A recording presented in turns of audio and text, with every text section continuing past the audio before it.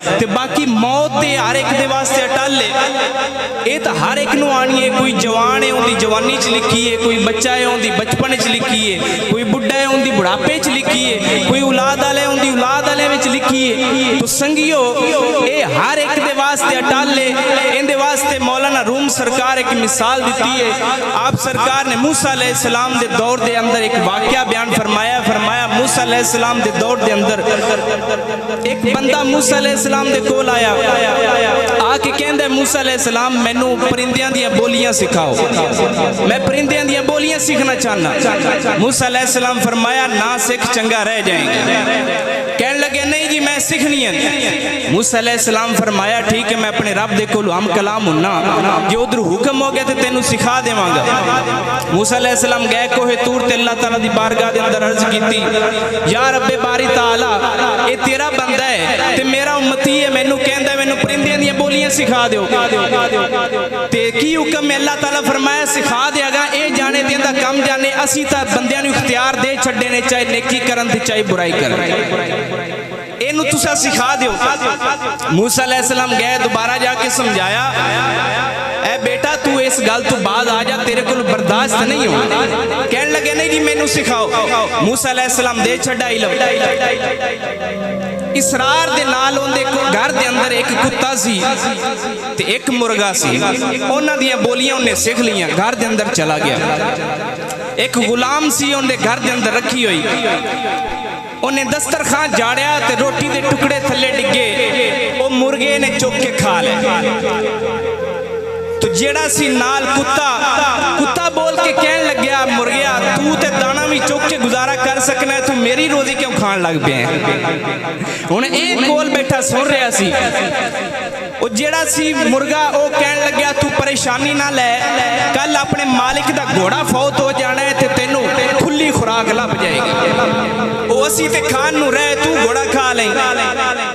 हुण ओ जेड़ा सी मुर्गा उन्हें गल कीती, ओ जिन्हें बोलियां सीखियां सुन रहा सी, उन्हें सुनी, उन्हें सवेर हुई, सुबह फजरी उठ्या, उन्हें घोड़ा खोलिया, घोड़ा खोल के वेच छड्या कि मरन तू पहले ही मैं वेच छड्डना, अगले गरी जाके मरे ना, ये मेरे कोल दे ना मरे। उन्हें वेच छड्या।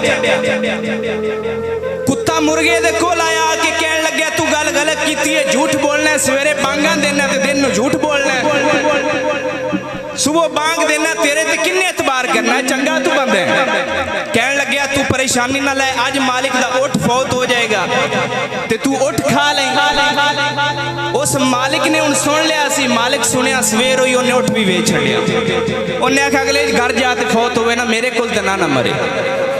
हुण जेड़े कुत्ता सी मुर्गे की गल उन्हें सवेर हुई, उन्हें आख्या यार तू कल वाले झूठ मारे, आज फिर तू सज्जा एक मार दिता है कि अजान भी देना है ते नाल दिन झूठ भी मारना है। कहन लगे परेशान ना हो, कल मालिक दा गुलाम फौत होवेगा, उनदा इसाले सवाब होवेगा ते ओ बंदियां नूं भी रोटी खवाणगे ते नाल तैनूं भी कोई पा छड्डणगे। परेशान ना हो, कल तैनूं खुली रोटी लभ जावेगी। बोलो जरा एक बारी सुभान अल्लाह। इन्नी देर नूं जिस वेले गुलाम उन्हें गुलाम सवेर हुई गुलाम ही वेच छड्या। गुलाम जिस वेले वेचा, हुण फिर अगले दिन जनाबे अली कुत्ता फिर मुर्गे दे कोल आ गया, तू मैनू झूठ बोलना है, नाल अजाना देना है, बंदियां नूं उठाना है ते नाल तू झूठ बोलना है, ये किंज दियां गल्लां तेरियां रलदियां नहीं। मुर्गा कहन लग्या असां नस्ली अजान देण वाले हुन्ने आ, मैं झूठ नहीं बोलदा। हुण जेड़ा सी मालिक उन्होंने गुलाम भी वेच छड्या।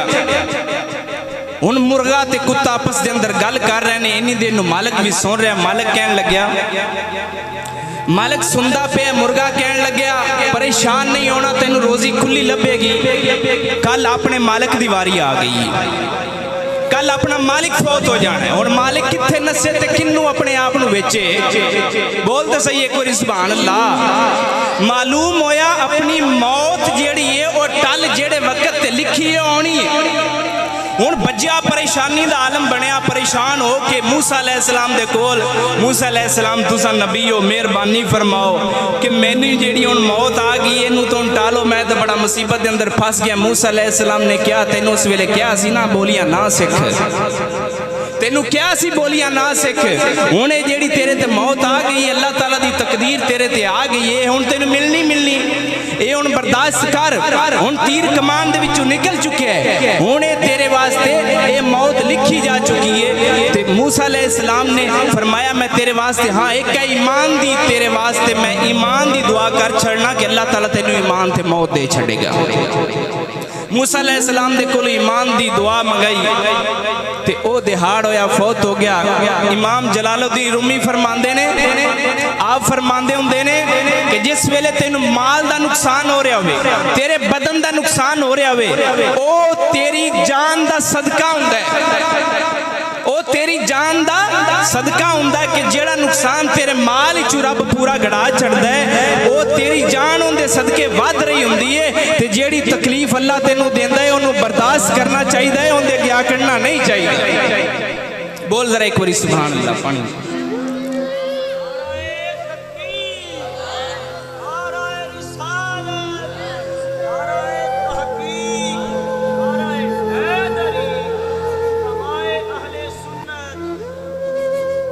तो संगियो मौत का अटल फैसला होंदा है, मौत हर एक दे वास्ते खास है, इन्हें आना ही आना है, चाहे कोई जितना कोई भज लवे नस लवे, ये मौत उनका पीछा कर दी है।